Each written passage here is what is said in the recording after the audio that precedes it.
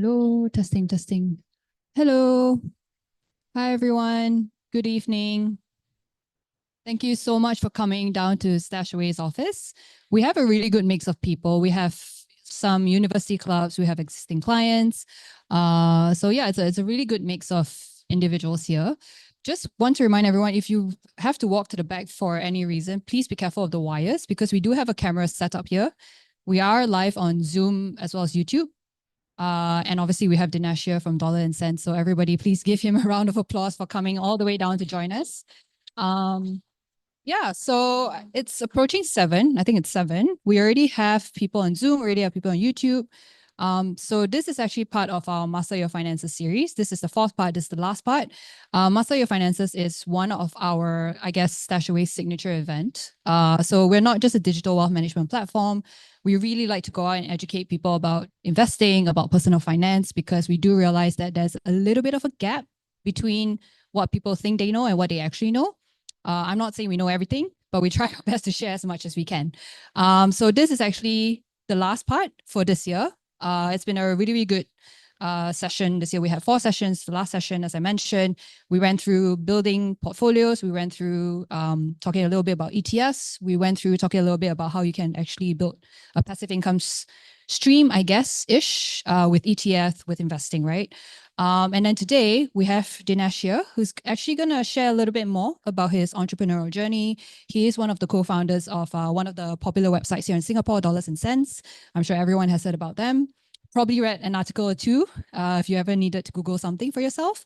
So yeah, I think let's get started. So Dinesh, thank you so much for joining us again. Why don't you just tell the audience a little bit about yourself? Yeah. All right. Hi. Thanks for the introduction. I'm Dinesh. So I'm from Dollars&Sense. I write primarily on the website today still.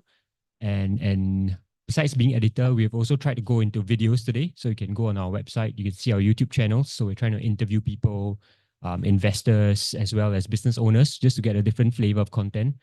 Like many of you, maybe going home today, you might not read articles anymore, right? You might pull out your Instagram, YouTube, and watch a video. So we're seeing that trend as well on the website, and we're seeing more and more people going to different types of content. So we're also branching out at Dollars&Sense. So hopefully read us, follow us, watch us on our website and social channels. Yeah, thanks for that. So as I mentioned, we're live on Zoom as well as YouTube. So that's why we have to use this mic. So for those on Zoom or YouTube, if you have any questions, please use the Zoom Q&A function. YouTube, use the YouTube chat box function. For those of you here in the room, we actually have QR codes here as well as over there, which will lead you to Slido. So at any point, if you have any questions, please feel free to just post it on Slido. We will reserve some time at the end for a short Q&A session, right? So Dinesh, again, thank you so much for sharing a little bit about yourself, Dollar&Sense. So I think the big question here is, what actually led you to start Dollar&Sense? Like, what was that sort of trigger point in your life? I think some of you in the audience may have already heard this story. I was at my school back a few weeks, was it a month ago? And they may have already heard it. So yeah, bear with me. So it was in school. So I started Dollars&Sense in school, not as a business, as like a hobby, a passion, because this was in 2012. The personal finance landscape was very different to today. There wasn't any of the guys that you might read around, right? Like maybe Seedly, SingSaver, Dollars&Sense, Money Smart. They weren't there in any big presence anyway. And so I decided, hey, I was learning econs and finance. I was studying econs and finance. I really didn't know how to buy a single stock. I didn't know how to buy an insurance. I didn't know what all those financial terms was, even though in class I was learning about the efficient market hypothesis and all those Markowitz portfolio theory. So I was reading, learning about all that. But in the practical world, I realized I couldn't actually buy a single stock. I didn't know how to. Right. So I just went out there, tried to find out this information, and then I realized, hey, there is no information out there. It was very limited. I'm not sure if you guys were Googling these things back then, but any information that you did find were all US based, US centric, right? There wasn't really any information focused on Singapore. So that's what we did from school. Then from there, we gathered that feedback. Maybe some people call it echo chamber because we were only distributing it in school, but people liked it. And then we grew. That's how Facebook started, though. So yeah. I think you guys we're are not into at something. That level yet, but soon. Yeah. Yeah. So definitely we grew from there. People liked it. People were reaching out more. Even in schools, people started wanting to write with us, like just out of passion, hobby as well, right?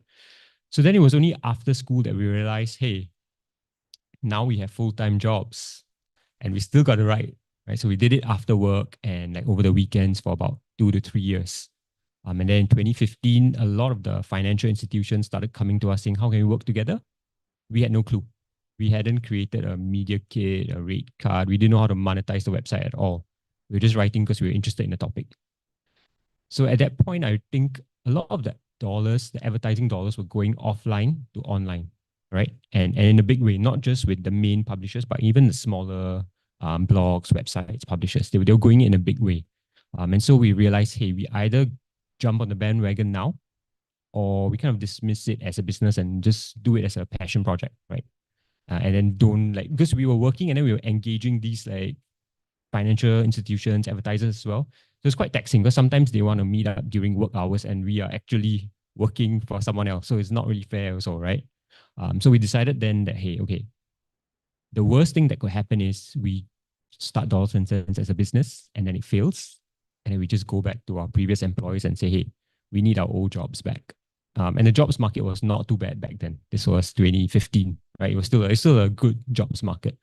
So we did it, and then we got profitable within the first year itself, expanded the team, and we've been growing. And then the last few years, COVID, we saw like a huge spike of people wanting to read investment content, right? So we write about all types of content from like your HDBs, your CPF, your savings accounts, your insurance. But in COVID, everyone wanted to know about crypto, meme stocks, even investments. And then post COVID and that pandemic, everyone wanted to know about T-bills because, as you will know, interest rates globally went up and in Singapore as well, right? Everyone wanted to know about T-bills. And then more in the more recent 1.5 years, we've also seen on our website, page views have started to go down. Video views, infographic views have started to maybe climb a little bit. So we're looking at that. That's what I started off with, right? We're looking at how we can embark on that journey as well to create content in a different way. So I think what's interesting is you mentioned you were out in the workforce. This was a little bit of a side hustle. And I think side hustle you earn from it. We were just paying out of our pockets to do our side just hustle. putting money in all the time, right? Okay, so then on the personal side, how did you actually balance your budgeting and saving? Because I understand that you also have a family, So how did you kind of balance budgeting, saving? Or I need to also put aside an amount to grow my business. Like, what was that thought process for you? So maybe let me start personally from my working journey, right? So I didn't think about the business back then because it wasn't a business. It was only 2015. Maybe we come to that. But when I first went out in the workforce, I'm not sure, like maybe the younger ones may resonate, but I was very occupied with where my money went, like each and every dollar. I'm not sure whether it was because I was earning a very low starting pay or I was earning a starting pay. So I was very preoccupied. Like I just needed to know where every dollar went. So I downloaded an app. I can't remember what it was called, but it was just one of those personal finance app and you just actually physically input. Every time you spend money, you input the actual money, dollar amount in there. Some people used to use Excel, but at least when I started working, it was already an app. Today, there are other guys that I also use, and I don't really keep track of it because they help me keep track of it. So guys like Dobin, if any one of you are using it, they help you keep track of it. So it's something similar, but very manual inputs, right, back then. So I want to track each and every dollar. And while it was very time consuming, I had a lot of time because I didn't have a family or kids back then. Now I do. But it also gave me a very good grounding in understanding where my money went. So I think it's a good exercise, even if you're not going to do it for like 10 years or 5 years. It's a good exercise, maybe when you start out in your career, you do it for 1 year, you realize where you're spending your money, your spending patterns, your spending habits, where and when you kind of, go out of what you planned for or budgeted for in your mind. Because all of us, we have like a rough budget in our head. But this just gives us that physical proof to see, hey, where is it actually going? So I think the exercise was time consuming but very valuable. Do you still use any apps or Yeah, so I use Dobin, but it doesn't require me to do manual inputs anymore. So I can just log in maybe once a week just to see, okay, roughly, or maybe not even once a week, maybe once a month. Yeah, because it takes the information off your spending records with your bank accounts already. So you mentioned that you were, when you first started. Shout out to Dobin, by the way. Yeah, shout out. Not download it. It's a pretty cool app. Yeah. Not sponsored, but we would love some sponsorship. Okay, so you mentioned in your early days, you were very obsessed with like tracking. Is that still a habit that you have today, or are you a little bit more relaxed, or have you realized that there's actually more to it? Yeah. So I think now I'm maybe the opposite end of the spectrum. I don't really look at my day-to-day spending anymore, right? But what I do look at is, and this I learned it while over the years writing at Dollars and Cents as well. I learned like, hey, you should actually look at your net worth. Is it going in a positive direction, or is it stagnating, or hopefully not negative direction on maybe a 6 monthly or yearly basis, right? So if you have that broad overview of your finances, then you can kind of tell, okay, you're generally making right decisions.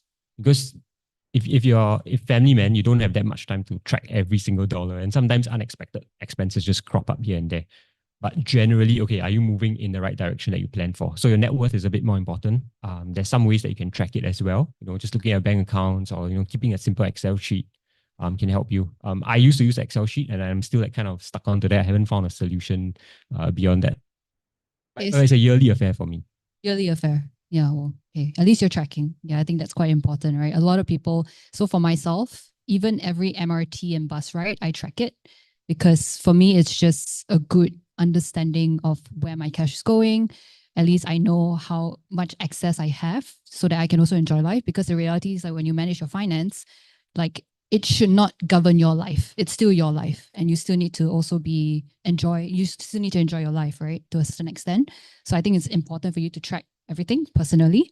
But ultimately, how do you track it? Over an app, Excel? I use an app. So I'm a bit of a cheapskate. I don't like paying for stuff. So there's a free app called Spending. Actually, I highly recommend it. It's free. The only thing is once in a while you get like pop-up ads, but you just put it aside and then you come back like 10 seconds later and the ad is gone. And what I like is then I can actually see a breakdown of how much I spend because it does like the whole pie chart and everything. And it's free, which is great because again, there are some things that you should pay for in life. Some things, if it's free, make use of it, right? I'm just wondering, have you ever seen like anything on that pie chart that you made you like consciously change a decision in your life? Coffee. Honestly, it's coffee because how much you're spending on Starbucks. Coffee holic. Yeah. Hi everyone. I'm a coffee holic. So I used to drink like 2 to 3 cups a day. And I'm not proud of it, but I don't like going to chain coffee stores. I don't know how that makes me sound, but yeah. So then I saw that I was actually spending a lot. And what I did was I started buying beans, did it at home with my partner and I every morning. It's like a ritual for us. So it's either he grinds coffee, then I make the coffee, or I grind the beans and then he makes the coffee. So then it's definitely helped me realize I've also had a lot of unnecessary spendings. So a little bit more of the cliche ones are like subscriptions. I was paying for things I wasn't using. Like honestly, those television streaming services. Sometimes I watch one episode of something and then life kind of gets in the way. And then I'm not watching it for the next couple of months. And I realize I've just been paying $20, $30. So actually that's something that has actually made me realize. I asked that because the one big one that I realized early in my career, like it was kind of surprising to me as well, because I was tracking it on a daily basis, right? Then I saw how much I was actually spending keeping fit. Because I used to love playing football and badminton. And it wasn't like in my school days anymore where, just play under the blocks or in an open field. Like at the point where I started working, you had to go to futsal courts, and then each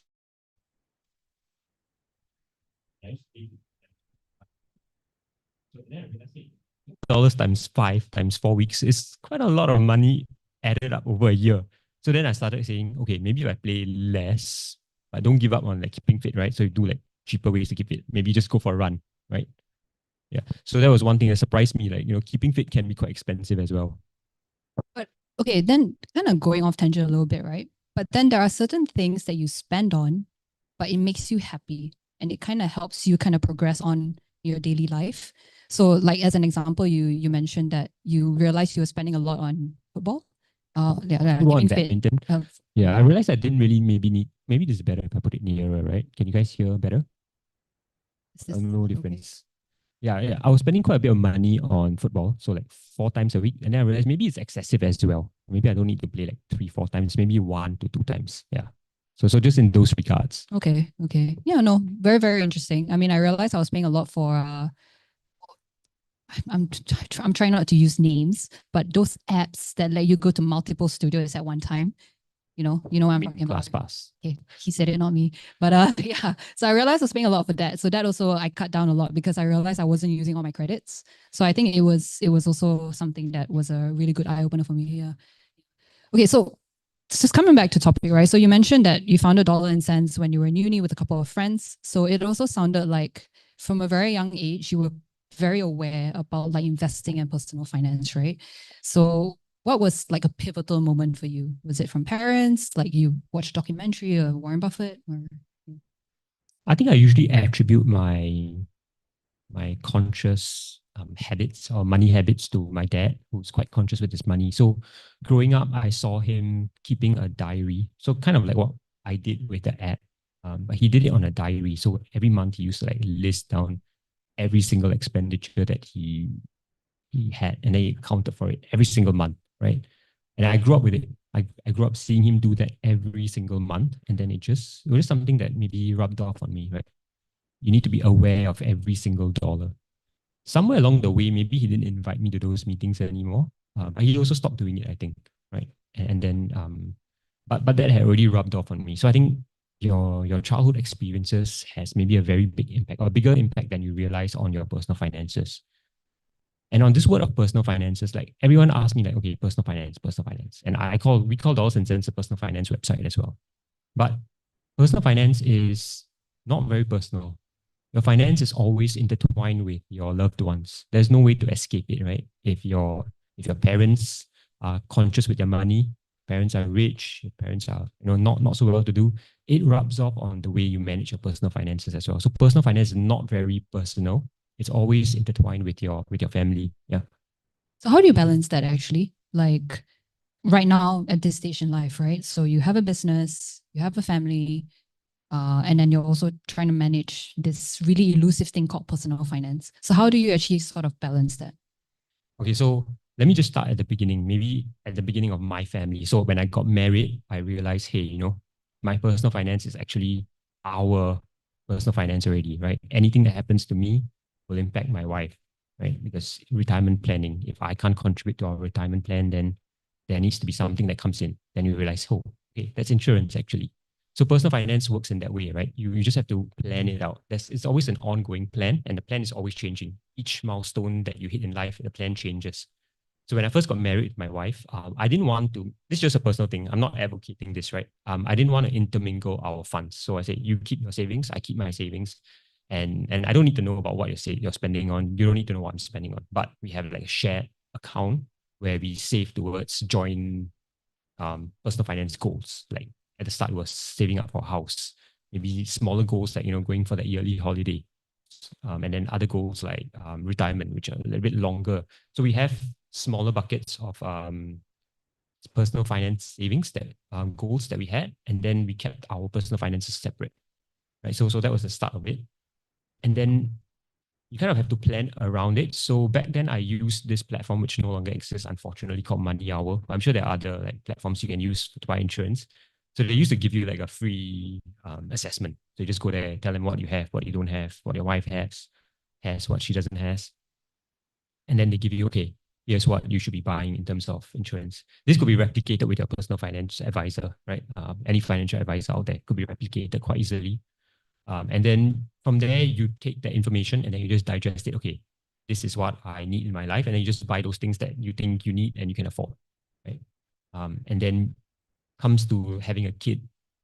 And then with a kid, you realize, okay, personal finance is much bigger now because you need to plan for their education, whether you want to pay for their education in 20 years, right? So my wife's parents didn't pay for her, and then my parents paid for me. So we already started with like a very differing point of view of whether we should be like funding our kids' education journey or not.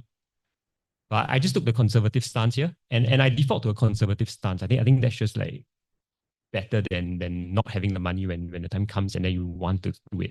So I defaulted that. I'm just saving it up. My kids are too young to be listening this episode anyway, so they don't know I'm doing it yet. But when the time comes, now I have the flexibility to say, hey, whether I want to fund it or hey, you go and figure things out on your own. But I think having that ability is a requirement to me Maybe not to my wife, but to me, it's a requirement. So it's one of our shared financial goals. And then maybe the last point on, how do you manage, you were asking how do you manage your personal finances, having a business as well. So personally, I think having a business is a bit risky. It's kind of one of the riskier maybe career paths you can take, right? So you need to be a bit more conservative with your investments then. So um, from personal finance, what I did, or what me and my co-founder did, so we paid ourselves CPF as employees of the company, right? So that provided the same stability as any other employee has, right? If you go out there and work, you get your CPF and then you see it growing, and then that's where you make your first few financial decisions in buying a home. So we were very conscious about, okay, I don't want to be having this we could have chosen to not do that and just withdrew the money in cash and then decide whether we want to plow it back into the business to reinvest and grow it or do other things with it, right? But we're quite conscious about, hey, we want the security because we also want to just perform things that every other ordinary Singaporean has to do, at least in the earlier start of our earlier part of our career. So, and that's how I bought my first home as well, through a BTO exercise, which I think one of you also said you apply at the October BTO. I have a few strategies. Like if we come to that, then I'll share. But yeah, if you guys are applying for a BTO, like there's some strategies I'm happy to share later. But yeah, so that CPF was okay. Then he gave me some reference on what I can afford, what I want to buy with that CPF pot. Obviously, 10 years later, you would have just wished you bought a private property, but you have to just hindsight is always 2020, but at that point of time, you didn't have the money, you didn't know whether the business would grow, so many uncertainties. So you can't beat yourself up over hindsight as well.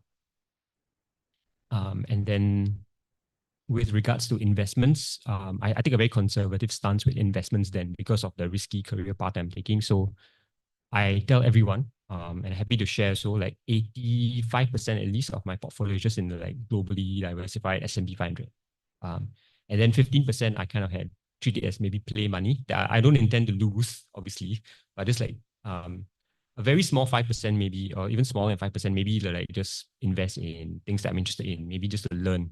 Also, learn about crypto, learn about the meme stocks when it happened. And then the other 10% just things that I'm interested in, because I look at the financial markets quite often as a personal finance writer, and sometimes you just get like, I'm not going to name any names because it's really not personal finance advice, but sometimes you just like get drawn to certain names, you read about it more and more, and then you just want to like take a punt sometimes. Yeah, so that 10% of my portfolio goes there. Is that still the case today? Are you still 85 and 15 or? I think the portfolio composition hasn't changed, but because I've grown like separate pots with my wife for like retirement planning, this 15%, even though it's still 15% in my personal portfolio, but if you combine it with our portfolio with my wife now, then no, it's a much smaller component already. Yeah. Okay. So I found one very, very interesting point when you were talking about yourself and your wife, right? So you mentioned both of you are from different backgrounds, grew up with potentially, I guess have, like by a way to describe it, like have very different relationships with money. And then you guys came together, right?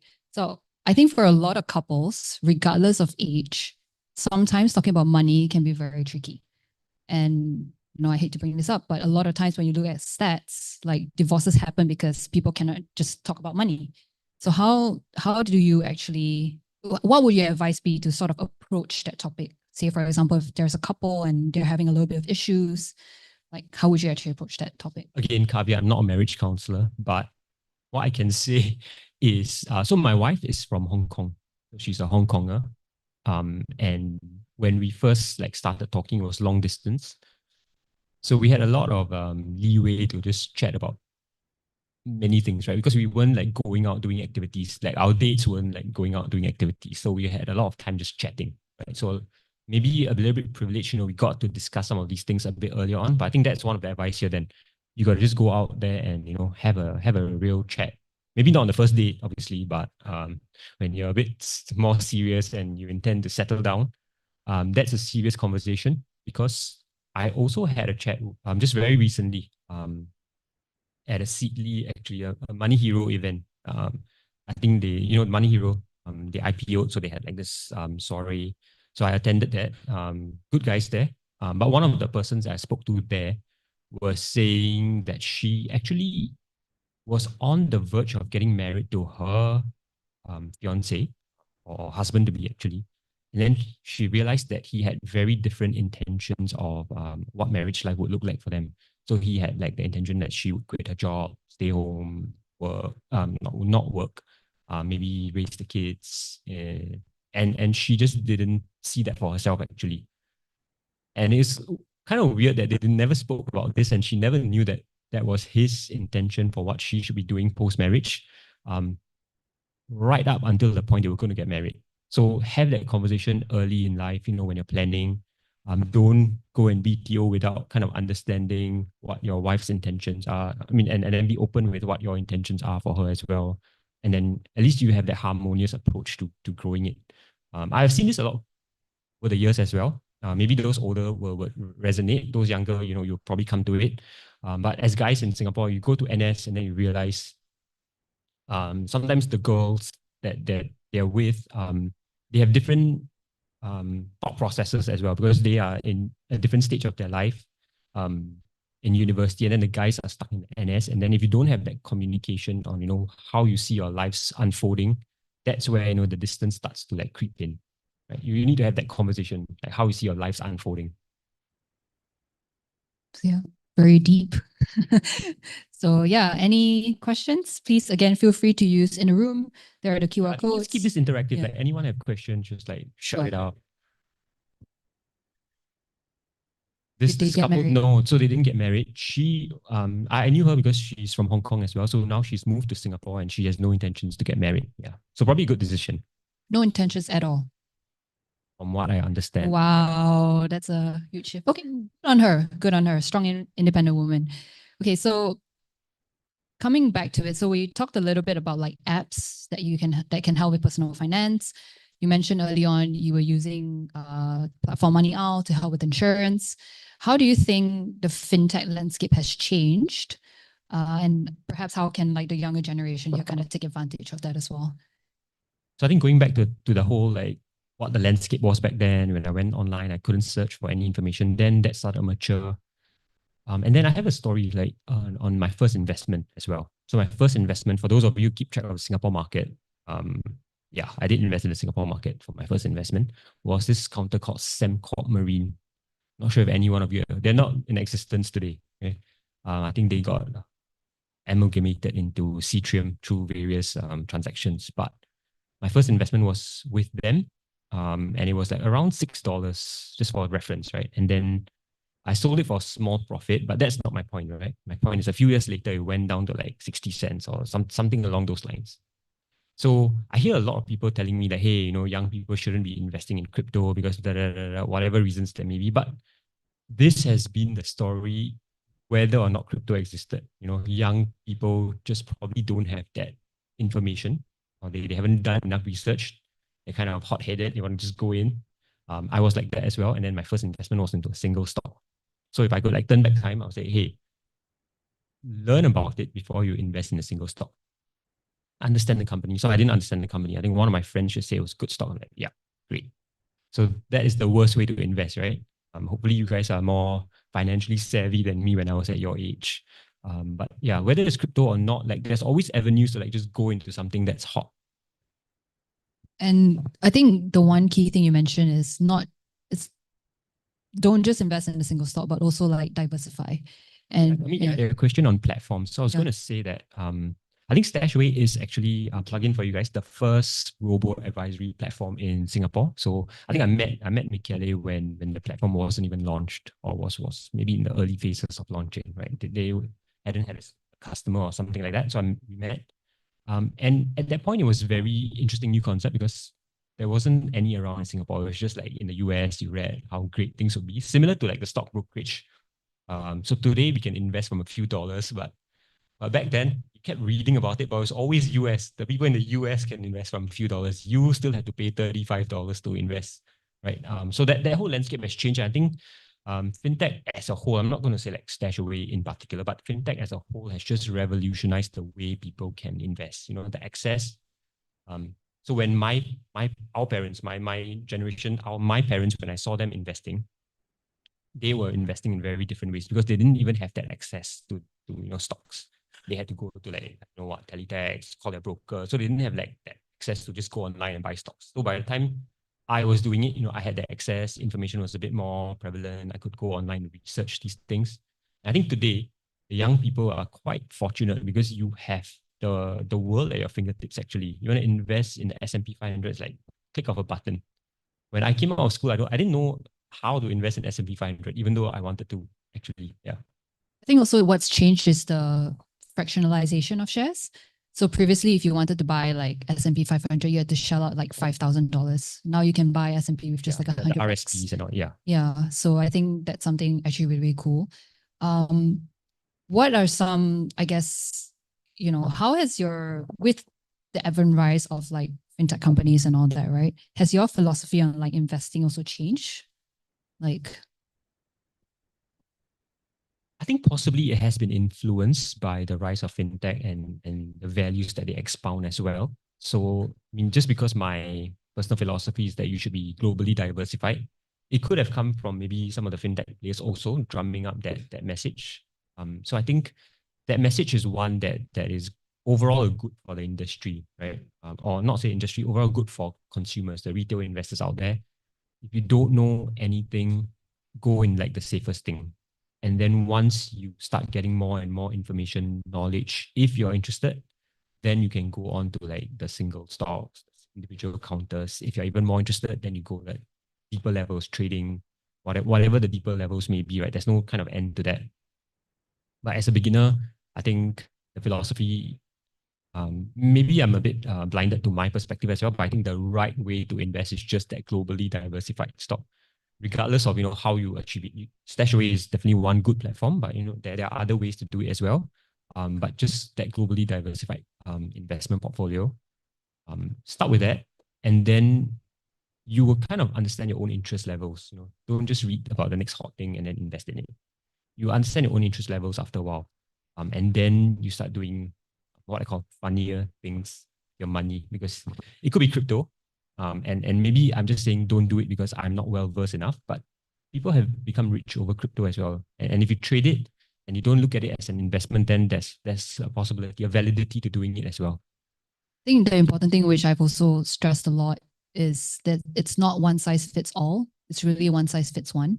Like even between Dinesh and I, our risk tolerance, first of all, is probably also different. Capacity, circumstance, commitments, and all is very different. So just because your friend says, as you mentioned, in your early days, your friend told you to buy certain things and you just went in it like blindly. Just because your friend tells you, or the uncle at the kopitiam you overheard is saying something, like it doesn't mean that it's a buy or that you should actually invest yourself. I think the important thing is to also do research, ask your friends, ask someone who's probably well versed in the topic before you actually make that decision. Read dollars and cents. Read Dollars and Cents, correct? Ask Dinesh, he's right here. So actually, if you have any questions, raise your hands. Happy to pass the mic to you to ask any questions. But yeah, so kind of coming back, well, I mean, again, please feel free to just cut us off at any time, raise your hands. Also, Zoom, YouTube, you have any questions, please let us know. So what do you think are some personal finance strategies that are important for aspiring or young entrepreneurs to focus on? Yeah, again, maybe I'm going to just say the things that I've done, right? But personal finance strategy is, I think, as a starting out budding entrepreneur, maybe you're going to something riskier than, just working for the civil service or maybe even a corporate job, right? It's a bit riskier. So try to be a bit safer with your investments, I would say. And my version of what safer meant was, I'm just going to like relate again. Try to give yourself CPF so you have that fallback anyway. Try to invest in things that are a bit safer, so the globally diversified portfolio. So try to veer on the safer side, right? Rather than if you were, and this is not financial advice again, but if you were maybe working for the civil service, very safe, iron rice bowl kind of job. I know there's no such thing. We can argue that like till the dogs come home, but let's just say you're working in a very safe sector, very safe job, iron rice bowl. Maybe you could afford to take a bit more risk at the early stage with your investments, So because you're an aspiring entrepreneur, maybe veer on the safer side with your personal finances because your business and career is really a bit riskier. right? And then the flip side maybe applies to people who have like very safe careers. Maybe can take a bit more risk with their investments. Okay. Yeah, some really good advice. Now, any questions from the floor at all? Just feel free to raise your hand. Wow, shy audience. No questions? No? Either we're really boring or really comprehensive. So I'm just wondering for you then, like when you constitute a portfolio, like how would you, maybe since we're like, people always say, right, that different between how men invest versus how women invest. So like, how do you constitute a portfolio? Like I've already said like how I did it, like 85-15 or 85-10-5. Like how do you do it? So I'm actually quite aggressive in investing, not personality. I'm very nice. Yeah, so I'm generally a little bit more aggressive because I feel like I can take risk. I'm pretty lucky I don't have much commitments at this point in time, at least. So for me, I'm a little bit different than you. I would say about 80% I'm in equities, digital assets, yeah, the higher risk stuff. And I have like 10-20% in fixed income and bonds. But I'm also privileged because I came from the banks. I worked in a bank before. I did some portfolio management, and I learned from other people's mistakes. So I kind of knew what not to do. I'm not saying I'm perfect. I also make mistakes. But I'm still at a point in time where I can take risks. So my portfolio is mainly equities, mainly really high risk stuff. But I do understand that I need to balance that out. So I do have maybe like a small percentage in fixed income and all that. So that's kind of where I am at this point in time. Yeah. But yeah, I mean, what before you even started any of your investing journey, right? Like, did you wish someone had given you an advice? What's an advice you wish someone had given you? Yeah, I'm going to sound really boring again, which is why maybe no one's asking questions, right? But I realized that if I had to go like turn back time to talk to my 22 or 25-year-old self, accounting for army, I realized, I would just say, hey, why didn't you invest? Or hey, you actually didn't invest in S&P 500 as your first investment? Because at any point in time, it's going to feel like a risky proposition to invest into the S&P 500. So if you look at it today, you can talk yourself out of it. You can talk yourself out of not just S&P 500 in particular, but any investment, right? The world is such a uncertain place today that at least 2 to 3 wars raging in the world, right? Is it a good time to invest? Could the world just like implode and then we go into World War III, right? Like you can talk yourself out of an investment at any point in time, right? You can, and history is just in front of our eyes as well, right? There was the GFC, there was COVID, there's so many, like, at every point of time, I think there's a way that you can talk yourself out of it. But if you just put your money into it, the track record has shown, and like, historically, you can go out there and see the research done by Morningstar and all that. Like over the last 100 years, if you had just invested in something globally diversified, like the S&P 500, which was their example, you would never have lost money if you did it consistently for at least 5 years. You would just never have lost money, any time duration.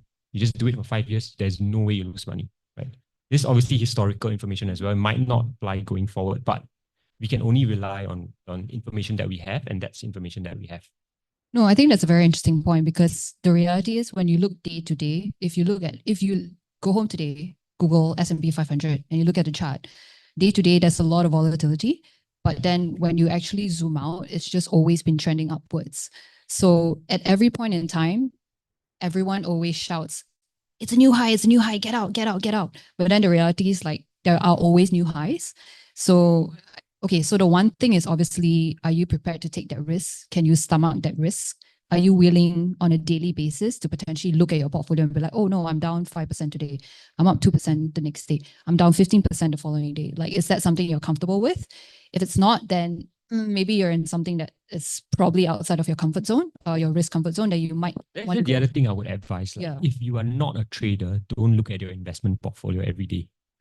Like if you're doing an RSP, look at it after 1 year. I mean, continue investing, continue down that regular investment, but don't track each and every day. I mean, it's not going to, there's no value, right? Are you going to invest more if you track each and every day? Probably not. Right? So if you track it like, give yourself like a proper plan, how you want to track your portfolio then. You want to track it every 3 months, you want to track it every year, right? Give yourself that plan as well, because just haphazardly opening your app, I don't feel it helps. But it takes a certain amount of discipline though to not look every day, because I think there's also a sense of satisfaction, but then you have to be like disciplined enough to be like, even if you look, unfortunately, if you decide you want to look once every 3 months, and then on that day and that 3 month mark which you marked in your calendar, you open your app and then it's like down, just don't do anything. Like I mean, sorry, not don't do anything. You can put money in to dollar cost average, but then otherwise, like, don't just knee-jerk reaction and exit, right? I think just really also decide for yourself if that's something that you're comfortable with, or if that's probably the suitable investment for yourself.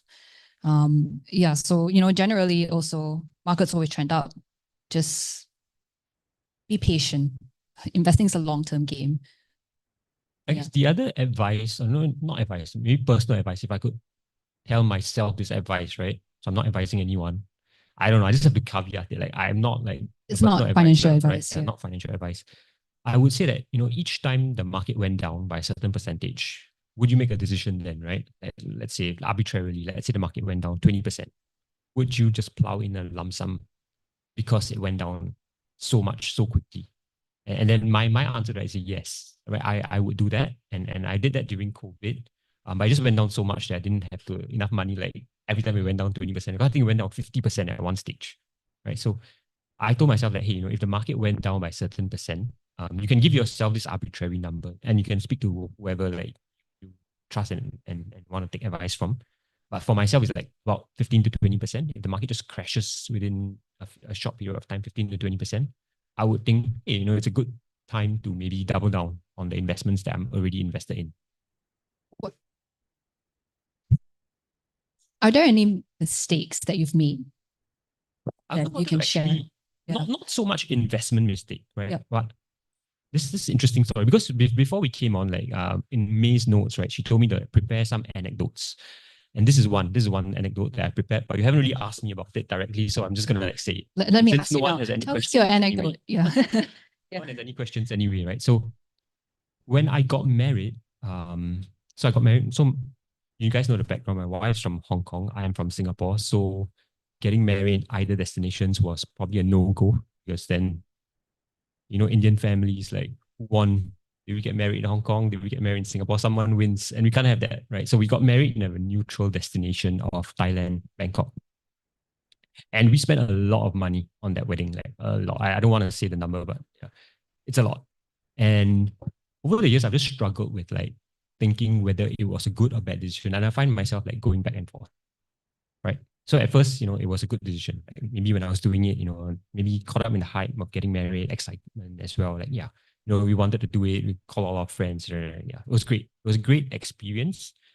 And then maybe 1 to 2 years down the road, you realize, hey, if I had done something more valuable, like investing the money, how much it could have grown into today. 1, 2, 3. And every year you do that, you just realize it's more and more if you go down that rabbit hole, right?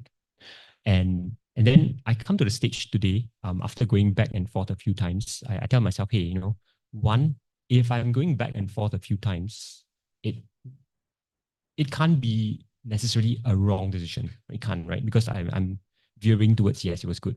No, it was not good, right? So it can't just be like, what do you call it? A wrong decision per se. It can't just be that, right? It could be a poor, not optimal decision, but it can't be a wrong decision. I just tell myself that. And then the next thing is that you got to realize what money, maybe I'm a bit too young to like say this as well, but what money actually buys you, right? And maybe it's because I just read this book, Die with Zero. So what money actually buys you is experience, right? And it's a very fantastic quote. Like if life was a business, experience is what grows your business, right? Something along those lines. Maybe not word for word. Right? I can't remember every word, but if life was a business, the business that you're in is gaining experience. The business that you're in is gaining experience, right? And the only way to kind of gain experience is spending money like that, right? Like on your wedding, on going on a holiday. I'm not saying that you should spend it the way I did, but what experiences do you want in your lives? And if you spend money on it, it can't be a wrong decision. It's true. I think there's some wisdom in there. What are some, I guess, money habits? Because you have a young family, you have kids. What are some money habits you're passing down to your kids? And how are you like starting to teach them about money as well? So my kids are a bit young. They're 3 and 5. So I think when you go into like primary school, then you start using money to buy like food from the canteen. So they're not at that stage yet, but I mean, maybe working at Dollars and Cents, I do feel that I can teach them something about money. So what I do is I give them so I feel like kids in the next generation, maybe their generation, will not interact with physical money too much, or less and less, gradually less. So I try to just ensure that they are in touch with physical money. They know that, okay, this can be used to transact that, buy that, gain that, right? So one instance happened when one of the neighbor's kids came down. So now I live on the low floor. Came down and said, that she's doing this fundraising, and she wanted us to buy like something for the kids. So then I gave my older boy the decision, like, hey, do you want to buy this? If you do, then we'll take the money out of your piggy bank, right? So I could see him like going back and forth. And then ultimately he just said yes, right? So yes. So we went through the process of like, okay, go to his piggy bank, take the money out and pay for it. Then I felt like he didn't really feel a pinch of it. Maybe it's because it's not his money. So I realized, okay, maybe if I gave him money when he worked. So obviously I'm not going to make a 5-year-old work, but what does work mean? Maybe just like some good actions, right? Some good actions that you give him money for that. And then the same situation happened. And then I see him like kind of thinking about money a little bit more. He's still 5, so obviously I don't expect him to go to that whole should I buy this kind of thought process. But you can see him thinking about money a little bit more. Like, maybe I have to do that correct action a few more times in order to afford this. Like, I hope that's what's going on in his head. But I saw him deliberating at least to himself a bit more. Then I can see, okay, in the end, he still bought it, right? So, okay, I mean, it's not that I don't want him to spend money, but I want to impart the notion that you have to earn the money to be able to spend the money. So I'm doing it with like physical money. Yeah, thanks for sharing. Again, any questions on the floor? Anyone? Don't be shy. Might not be the right way. Like some of you have kids doing it in a different way, you can share as well. Yeah. Grown kids? Anyone? But yeah, please. Thanks so much, Dinesh, for your insights. So primarily, you mentioned that you want to save a lot of money, and as for you, also there are things that you cannot help to pay off. So what things are exceptions for you? Because you said the book Dive Zero is based on experience. So right now, what's the exceptions for you that you don't mind spending on? I mean, it hasn't really changed from my earlier age. Like I think traveling is one experience that I would spend on. And I've gained a lot like just traveling. And I wish like for my kids to have that as well. So I do travel with them even at a young age. But being the dollars and cents guys, I tell my wife, hey, we're not going to Europe. They're too young to like enjoy or even remember the experience. So we'll do the regional, go into the beach, play around in the sand. But traveling quite a fair bit. So I do like at least maybe I shouldn't say it, but like quite a fair bit, right? Every few months, take them somewhere. It doesn't have to be very far, right? It could be somewhere as near as Legoland, which I'm going in a couple of weeks, right? Just 1 or 2 days to maybe going to Bali for like 3, 4, 5 days, right? And then also in my plans, I would continue to spend on going to Australia, letting them see the animals like there.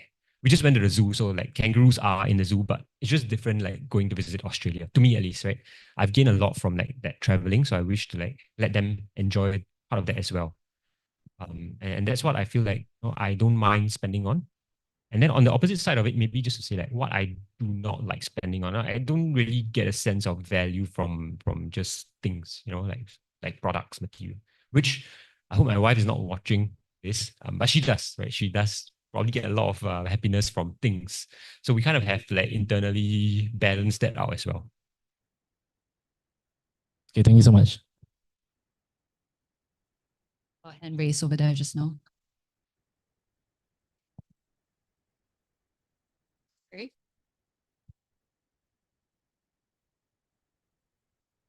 First of all, thank you for your sharing just now. Actually, I have two questions. So for the first question, right, it's more for May. Because you've mentioned about you've learned portfolio management from your past working experience in banks. So and also some parts of it. So if you don't mind sharing some of the key learning points in regards to portfolio management. So that's my first question. For second question, it's for the both of you. I think like recently Goldman Sachs analysts have talked about like the diminishing returns of S&P 500 in next 10 years. So what are your perspectives on it? And how would you readjust your portfolio when it comes to such news? Sorry, could you repeat your first question? I kind of missed it a little. Or it's in regards to, because you mentioned that you've learned parts of portfolio management from your past working experience in the bank, and some of it also is based on the mistakes of others around you that you learned from, right? So do you mind sharing some key points in regards to that? Yeah. Don't get emotional. No, that is the reality because okay, so what I used to do was I used to work on the trading floor. So we would basically take orders from clients. We would look at their risk profile, kind of I guess, analyze if it's suitable for them. And then markets always move, right? So a lot of times they'll be like, buy in the morning, then in the afternoon, they'll be like, sell now, sell now. It's down, sell. And you're kind of working on their instructions. So sometimes you'll try to tell them, maybe just chill, right? Adverse news, but we can write it out. But sometimes they're just very emotional about it and then they take a huge loss. So the one thing I learned is, first of all, no trading. So I don't do trading on a daily basis. Everything I invest in is either blue chip or I have very strong conviction for it. And I know that, okay, if I put money here, even through all the ups and downs, I'm really not going to look at it. I'm just going to dollar cost average in. So for me, it's really emotions. Like, don't let it get the best of you. I think that's something that a lot of people, that's what we always take for granted, I think, because that's the one thing that a lot of people, when they start investing, that's the one thing they don't kind of regulate for themselves. So I think the important thing is really understanding your own emotions, which then ties into the conversation of like, do you actually know your own risk profile? Or are you just sort of buying and investing in something because somebody told you it was good for you without actually doing your own research, right? So that's the answer to the first question. Second question, Goldman Sachs said S&P 500 diminishing returns, right? I think ultimately the reality is, okay, this is my answer.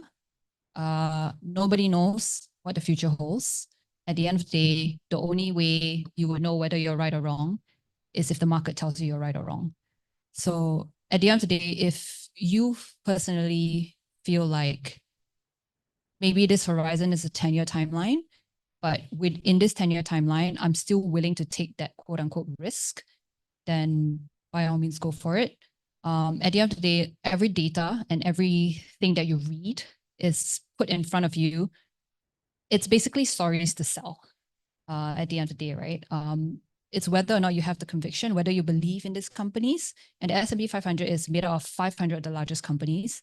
And whatever fund manager that manages it, it's balanced, it's rebalanced depending on what their mandate is, right?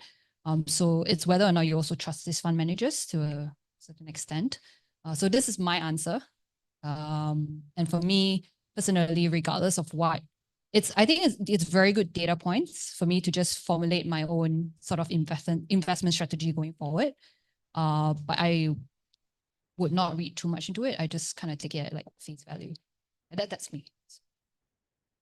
Maybe if I can add some color to that, because I don't have the privilege of that banking background. So if I see information like that, yeah, firstly, one, you got to tell yourself, is this just noise? Secondly, if you feel like you have a strong conviction in what that Goldman Sachs analyst is saying, then maybe you can adjust your portfolio, right? So mine, like for example, was that 85 into something very globally diversified, then 10, 15, 10, 5. You can change that constitution, right? If you really feel strongly, you can change that constitution. You can maybe say 75 to that, maybe 10% to what that Goldman Sachs analyst was actually telling you to invest in. If you feel strong, right? If you want to make that active decision. And then finally, I think what I would actually do is that, hey, if you look at the MSCI All World Index, right now US is still like a major component of it. But if you are invested in it and you don't have like a clue what's happening in the world, the index kind of self-regulates, right? The index will refresh itself. Like they do that quarterly. I don't know about whether they do quarterly, but at least other indexes do it quarterly. So I think they might do it quarterly or half yearly as well. And then companies that are supposed to be in or not get withdrawn, put into that MSCI All World Index.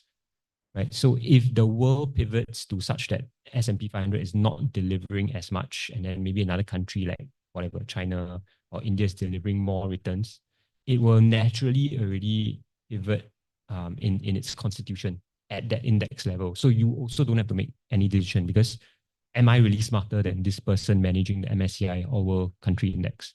I would say I'm not. So I would just lean to that person, rebalance the portfolio. If I mean, just looking at a local context, right? The STI, maybe not a sexy index, but actually delivering 17% this year already, year to date.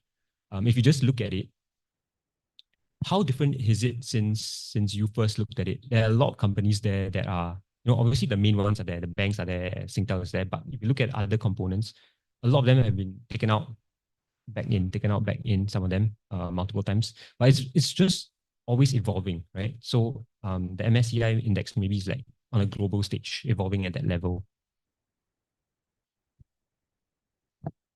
We actually have a question from Zoom, I believe, from Jezziel. I have a question. Do you need to journal down your investment profile every now and then so as to monitor the ups and downs and profit and loss? What do you think, Dinesh? Journal down. I mean, just, I guess, make a note of your investment profile every now and then so as to monitor the ups and downs and profit and loss. Okay, now that I read the question out loud, I'm also a little bit confused, sorry.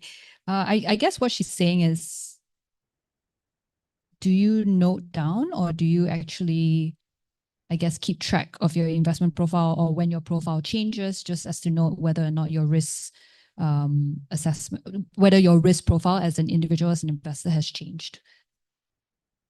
I think multiple levels to that question. I think first is just, I'm not sure whether she was asking whether you can view your entire portfolio in one place. Is it just that simple as that, right? So I think if you use an app like StashAway, who has like multiple portfolios, you can manage your cash in there, you can manage your global investments in there, you can manage your income portfolio in there, then at least you just go into one platform and you see everything there. If you invest through multiple robos, then maybe you need to like jot all of that down in a different Excel sheet or some other place, right? So maybe investing in one platform might help if they are like quite comprehensive. And the second thing is that I don't think you need to journal it down. Like I just think personally, at least, like when your life stage changes, right? Like when you're single and you just enter the workforce, yeah, that's a milestone. You need to buy all your basic insurance policies, start investing for your retirement.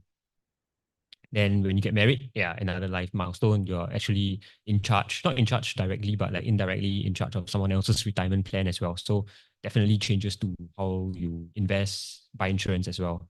When you get a house, another milestone. So it's just like very milestone-centric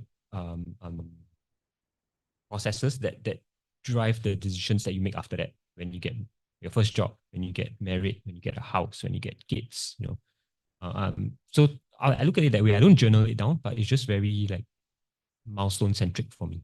Not sure if you think about it the same way. Yeah, no, I think your life changes all the time. And ultimately also where you are today will be very different from where you are in 6 months or even like next month.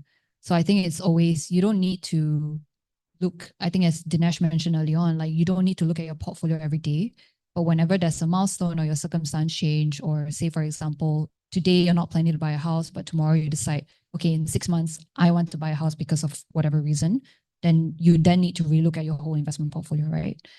Maybe you are in illiquid investments right now, and then in 6 months you need the cash, then probably you have to pivot to something that's a little bit more liquid. Yeah, so circumstances like that. We have another question, actually. This is a very interesting one. A little bit existential in nature, but let's hope we can answer this.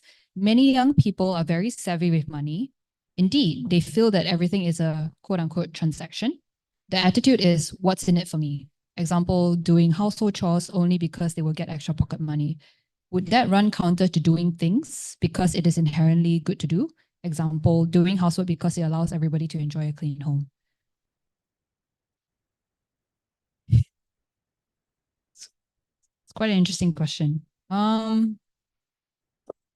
If I can answer it, maybe it's due to the rise of gig economy as well, right? Like a lot of us are looking at it in terms of, if I perform this task, then I get that money in exchange. But if I can just like rewind that conversation a little bit, like for many of us who entered, even for me, when I first entered the workforce, I didn't have to do a certain specific task in order to get paid, right? That whole journey of, entering your career, you're learning at the start of it, the company trains you up, then you start performing for them. So I think that trajectory, I'm not sure if it will change. Maybe I don't have the mental capacity to like think about it that way, but maybe if the younger people do, then that's because of the rise of the gig economy, right? They're like, how can I maximize my time such that I can earn a revenue of everything that I do. I think there will come a point where you're not able to do that anymore because and this just may be very specific to the gig economy, because let's just take an example of you driving Grab, and nothing to do with like, Grab drivers or anything. Just this is an example, right? I'm not against it or for it.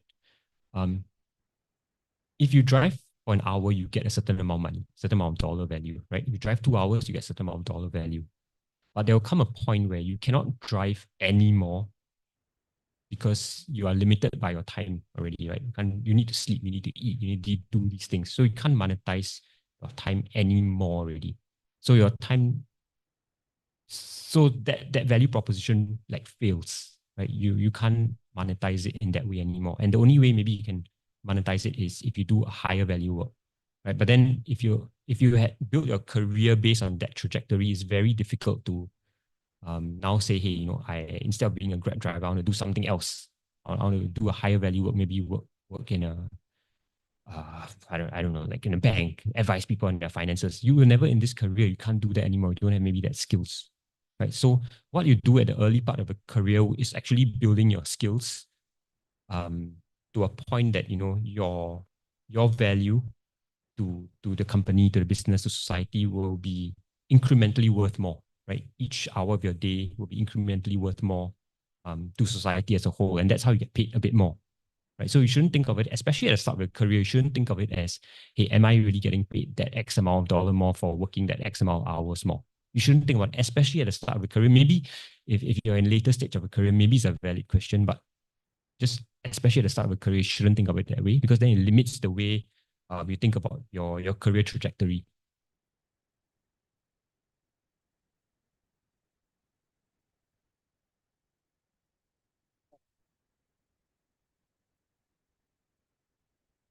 Right now, gold is seeing a very surge in price.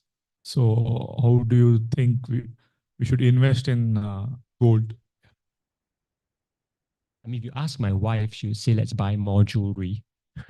But okay, gold as an asset, like as we all know, is not income producing, right? So you just want to buy gold as that diversifier in your portfolio then. Personally, I buy gold because of my wife. So this is a personal anecdote again. So I own physical gold because my wife wants to buy jewelry. I say, let's not do that. So we buy physical gold bars as a like in between. But what I would say, if you really are looking at gold, is maybe read up on the permanent portfolio theory, where you segregate your portfolio into four main parts, right? And then gold is a significant chunk of it then. And I wouldn't say that's a bad idea, like if you really truly believe in it. And I think it needs to be individual as well, right? How you want to grow your portfolio. If you believe that, gold is that diversifier, and there's some like literature out there that says it does, even at a small value of like 10%, and even at a higher value of 25%, your threshold could be somewhere in between that, right? So I think if you want to do that, you read up on it, why not? Yeah. I think you couldn't have said it better. So I think ultimately it's also, does it even fit into your current investment strategy. I think that's also very important. You have one question? Yes, I have a question. All right, so my question is, how do you navigate cutting losses? So as you mentioned just now, that you have high conviction stocks, but what if at which point do you exit the position when like say 5-10 years down the road, the investment thesis has changed drastically? The assets investment thesis or my investment thesis? Like your personal investment thesis. Oh, then it should be quite easy to exit, no? Because you already know that my circumstance has changed. And also, I think one important thing is, okay, so we talk a lot about portfolio rebalancing here in Stashaway, right? Where, say as an example, you've decided that I'm going to have maybe, let's just call it 2 assets, right? You have an exposure to asset A and asset B. And then you had initially decided, you know what? I have X amount of cash. My split is going to be 50-50, 50%, 50%, right? So to make it easier, let's just say you have $1,000. You decided 500 in asset A, 500 in asset B. Tomorrow, the market is all over the place. Asset A goes up, asset B drops. Then right now, the value of asset A in your portfolio is, let's say, 70%, and the value of asset B in your portfolio is 30%. Then you still with me? Yeah? Yeah. Okay, then basically your initial mandate was I would do 50-50, but now it's sort of tilted. It's 70-30.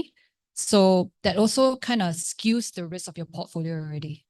Then you have to make that disciplined decision to be like, I'm going to sell a little bit of asset A, bring it back down to 50.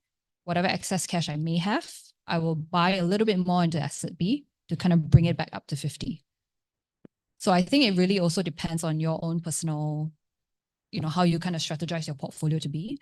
So as an example, if you mention, okay, kind of going back to, I guess the core of your question is, let's say I invest in something, an asset, and in 5-10 years, it's just dropped significantly, right? And then when do you actually make that decision? I think you also have to think about the opportunity cost of your cash. Because if, let's say, for example, you're still invested in that and you're down like 50%, how much it takes a lot to kind of get back that 50%, even if you're constantly DCA in, like it's the opportunity cost of your cash just sitting there versus making that decision that I am going to exit this asset. I can put this somewhere else. I might not make the 50%, but at least I can make something versus just having my cash sit there idle, right? So I think that's probably my thought process. Again, it really depends on you as an individual, your risk profile, what you're comfortable with, what your personal capacity, what your personal investment mandate is. Does that answer your question? Yes, thank you so much. Do you have anything to? Yes. May I ask, how do you define gold versus USD and gold versus crypto? Can you elaborate, please? How would I define gold? Gold versus USD and Yeah. gold versus crypto. Please define. So I don't know if I'm in a good position to answer that. Would you happen to know?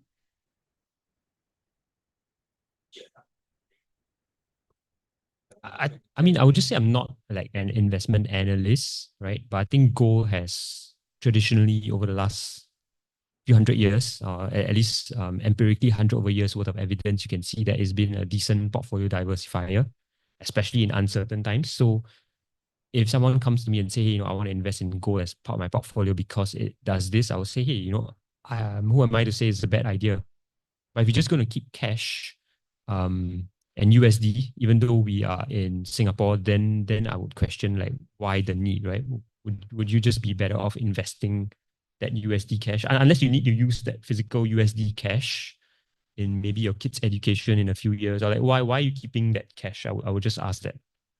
Yeah. I think the reality is also it's a little bit different because the risk of gold versus crypto is also very different.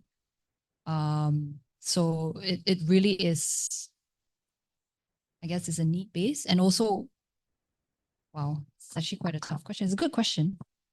But yeah, you got us. But yeah, I mean, honestly, neither Dinesh nor myself were analysts, so we can't give you a very straight answer for that. But I think it's really also a case of perhaps, yeah, it probably takes time, and also whether or not people will continue to adopt crypto as the adoption of crypto as well, whether or not there'll be something. It's existent, but adoption's a different story. It's fine to exist. Potentially. We'll find out in November. We'll find out in a few weeks. Yeah. Thank you.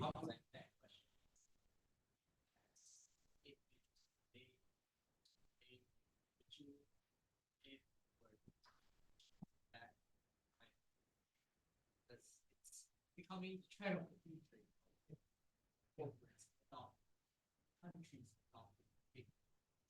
It's like liquid. So to complement that question, would you do it? Crypto was sort of big in. Have you considered that, or would you recommend that to sort of use today? Okay, so the question for those who probably can't hear is, if we could go back in time, we have adopted crypto knowing what we know today. Is that correct?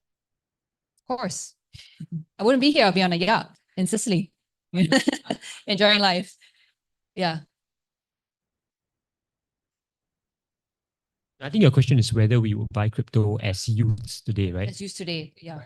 So I think going back to the point that crypto hasn't really had that long track record as gold, I would just say not a big chunk of your portfolio. But if I just looked at myself and the way I composed my portfolio, 85 in maybe very strong, globally diversified stocks again, just harping on that, 10% in things, I want to play around with, and maybe 5% in ultra risky stuff. So maybe that 5%, I would do it, right? I would do it if I want to. Yeah, not a recommendation. So please. But I think it's also key that you understand what you're getting yourself into, because I mean, the technology is cool. And hopefully there'll be a wider adoption going forward. But the reality is, like, Dinesh, you brought up, like, you have the concept of like play money as well. So it also has to be funds that you're potentially willing to lose, because it is incredibly high risk. As Dinesh mentioned, there's not a lot of track record. It's not a long track record, sorry, at this point in time. And it's way more volatile than the stock market, right, in general. So if you're willing to stomach that, if you can stomach it, you have the capacity, then by all means. Otherwise, just, a small portion, if you're ready and if you're comfortable, I think. I mean, only one or two things can pan out, right? You're right, and then that's great. And you're wrong, and then you learn from that. So if you limit your portfolio exposure to a small amount, then maybe it's a good middle ground. Cool. So we're actually a little past time. I think we can call it. So thank you so much, Dinesh. Thank you everyone for coming. I think there's still some food, so feel free to stay around and mingle. Stashaway team is here, Dinesh is here, Dollar and Sense team is here. Right. Yep. Thanks, guys. Thank you, everyone.